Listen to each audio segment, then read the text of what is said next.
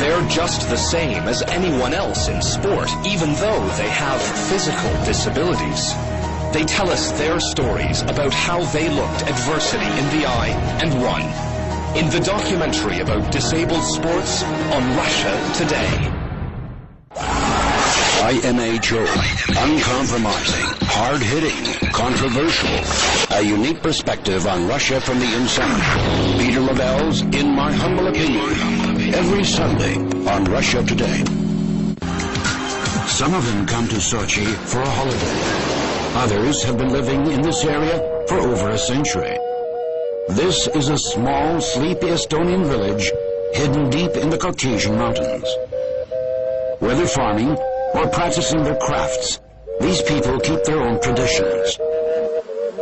Find out more about Estonians in the Caucasus in the Peoples of Russia documentary series on Russia Today.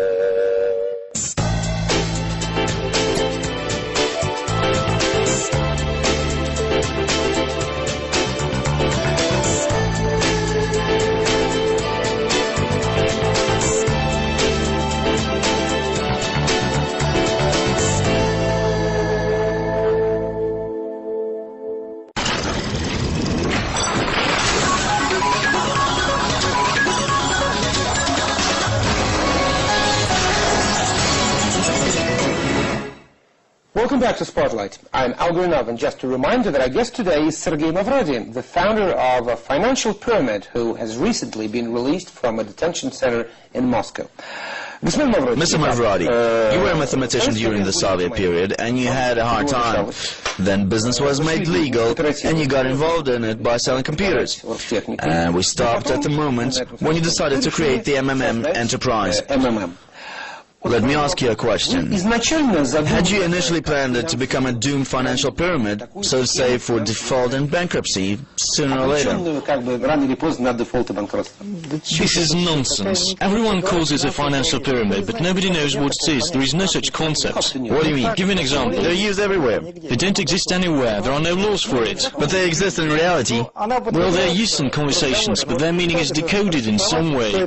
Or ask any expert. They won't be able to give you a clear answer. There is no such concept. Let me explain what I mean by the concept of a financial pyramid.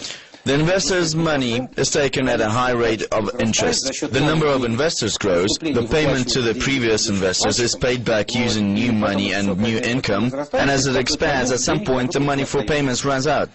Well, any bank or financial structure could match such a definition. But bank deals with loans and different types of financial activities. They take money with one interest rate and lend it with a different one. They make money on the financial markets. Imagine that the bank has only two investors. They both arrive on the same day. The bank pays the interest rate, and then one of them wants their money back. No, if investors take everything away, bank collapses.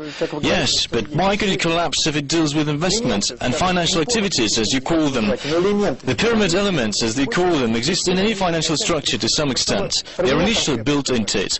But talking about me specifically, they keep blaming it for this pyramid. But what pyramid can talk about that? What kind of pyramid can you talk when investments are being made in real assets? Well, no, it's rather more philosophical concept. US dollar is considered to be a financial pyramid, by the way. Why do you think that real assets are not secured? All right.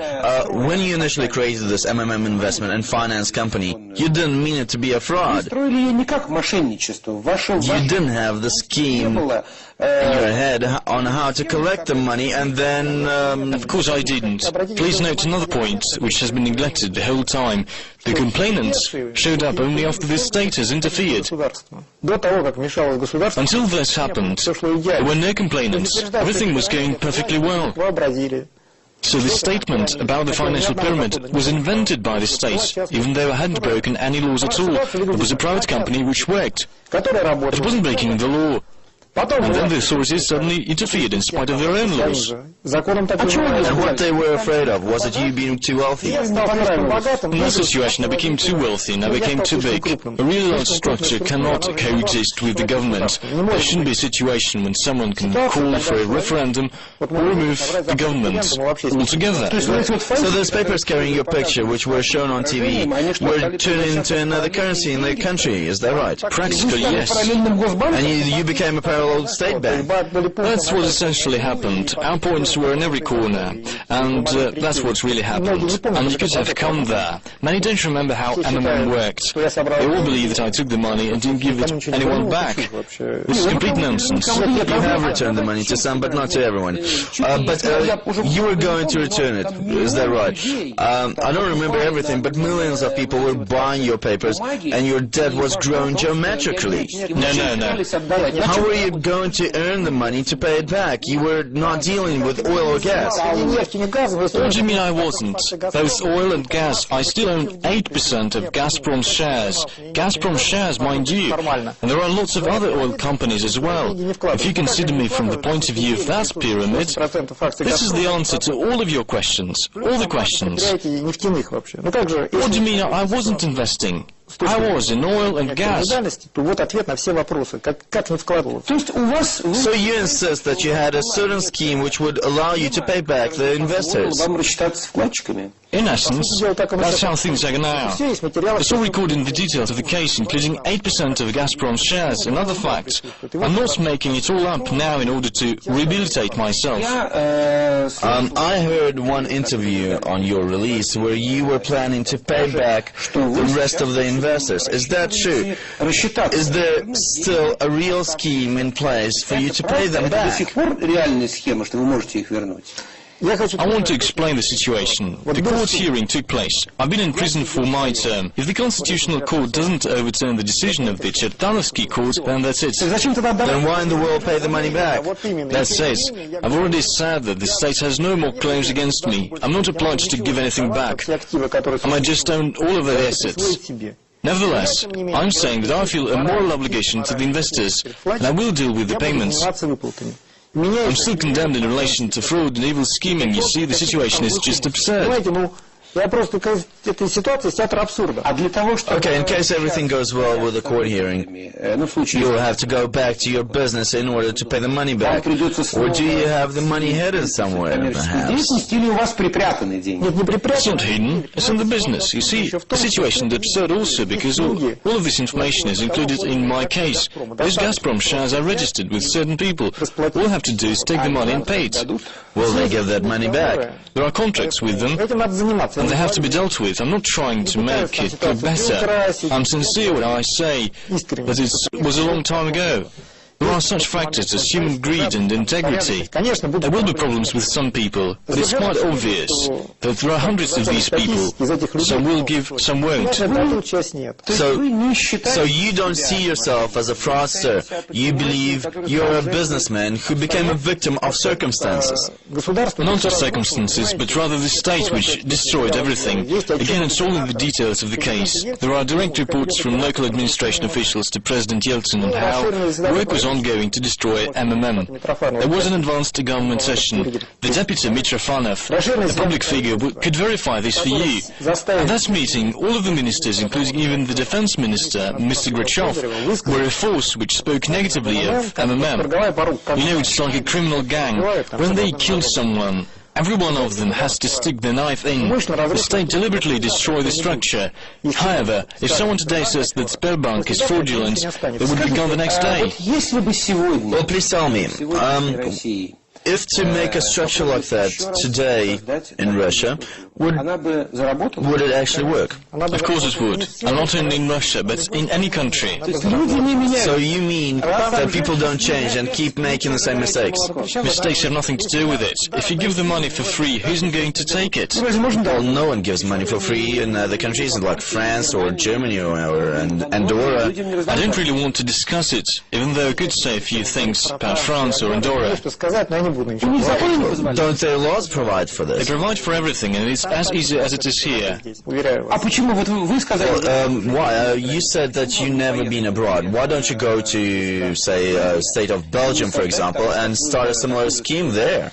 I have to wait for the Constitutional Court hearing first, and then I might think about Belgium. But have you thought about it? Let me assure you that in Belgium it would be even easier than here. Here the people are illiterate and it's difficult to explain to them, and people there understand things. So, according to what you're saying, it looks like the people are illiterate here, and it is the businessmen who are illiterate there, and you're the only person who knows how to make big money. What is it? Is it they're lazy, or why don't they do it? I know how to do it, but I don't know why they don't do it. And what is your secret? Why did millions of people bring their money to you? Did you have a successful actors in your ads? Seriously speaking, I believe that any large business should be done only on your own, and everything depends on your personality. I sincerely think so. The answer to why people brought the money is that I was able to do it. There is no other answer. If there was a recipe for success, everyone would do it, but they don't, even though many want to. What exactly were you able to do? You Create such a structure. Okay, it's easy to create something, just collect the documents and file them. Not at all. So what was the most difficult? Was it to persuade people to agree with the authorities to find money? What? Everything was difficult. Okay, for example, when I see the guys at the market play the cups, their main secret is to move the ball from one cup to another. So that is it. Well, it's fraud. Yeah, well, I know, but their secret is to know how to win. So what is your main secret?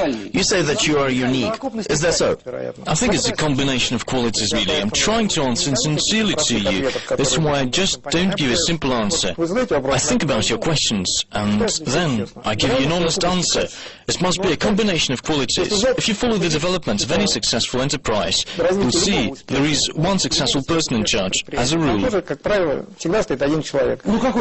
that really mean spending 5 years in prison? You see, there are other options. What's 5 years? It just happened that way. The authorities were really treading a fine line. In 1994, when I was already in prison, I knew that 100,000 people gathered outside the building on Petrovka Street, yelling my name so loud that the walls were shaking. I knew that when Lomers would come tomorrow, I could start a civil war, just order them to attack the Kremlin. You're saying you were able to start a civil war in the country? Of course. And how many people would follow you? Imagine that 10 million investors had family members. Do you remember what was going on in Moscow at the time? Do you think that about 30 million people would take to the streets for you? Of course not. But even a percentage of that number would be a large amount. Do you remember? Did you see the reports? So you could have brought hundreds of thousands of people onto the streets, and why didn't you do it then? You don't want to. Weren't you brave enough? You can't talk about being brave here. But you're a businessman, which means you're a player. It would mean blood being spilled. I don't want freedom at that price. It's true. I decided that it would be too high a price. There's a lot of people who would have done it in my place, even without thinking. When the authorities started the whole thing, they had no idea that they were playing with fire. But I decided not to do it. And do authorities today realize that you have saved them from a civil war? I don't think so. As you know, if I start paying back, there will be more problems. They say now that I'm a fraudster because I haven't paid the money back. And if I do pay out, I will become too powerful a political figure again. And the problems may start once again. Well, thank you very much. Thank you for being with us, and just a reminder that our guest today was Sergei Mavrodi, the founder of the MMM financial pyramid, who has recently been released from a detention center in Moscow after serving 4.5 years. And that's it for today from all of us here.